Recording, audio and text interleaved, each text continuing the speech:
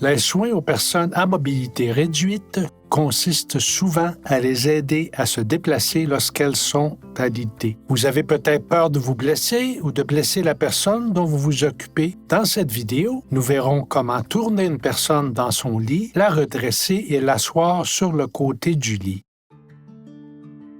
D'abord, apprenons comment tourner une personne qui ne peut le faire toute seule.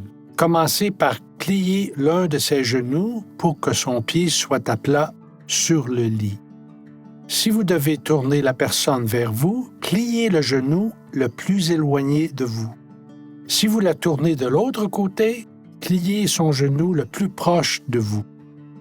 Placez le bras du côté opposé sur sa poitrine et le bras du côté sur lequel elle va tourner devant elle comme ceci. Tenez-vous debout, le dos droit, les genoux légèrement fléchis et les pieds écartés de la même largeur que les épaules. Cela vous permettra de ne pas vous blesser. Mettez la main sur la hanche ou le genou de la personne et l'autre derrière son épaule. Faites-la tourner doucement sur son côté.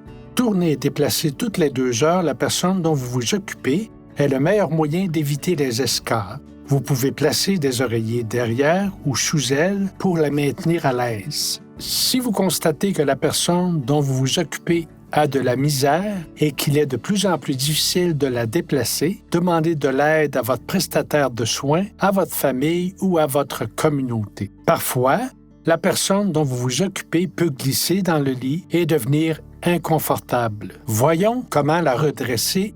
Le plus simple est de le faire à 2. Commencez par placer une serviette, un drap ou une alaise imperméable sous les hanches de la personne et retirez tous les oreillers qu'elle utilise. Avec une personne de chaque côté, enroulez le tissu aussi près du corps que possible et utilisez-le comme poignée. Placez-vous face au lit, fléchissez le genou le plus proche du pied du lit, tendez légèrement la jambe la plus proche de la tête du lit. Gardez votre poids sur votre genou fléchi. Si la personne dont vous vous occupez peut vous aider, demandez-lui de plier les genoux en gardant les pieds à plat sur le lit. Comptez à rebours pour que tout le monde bouge en même temps. Pendant que vous la soulevez dans le lit, demandez à la personne de pousser vers le bas avec ses pieds pour vous aider. À 3, vous et la personne qui vous aide pouvez faire glisser la personne alitée vers le haut du lit. Ce faisant, transférez votre poids sur l'autre genou afin de pouvoir balancer votre corps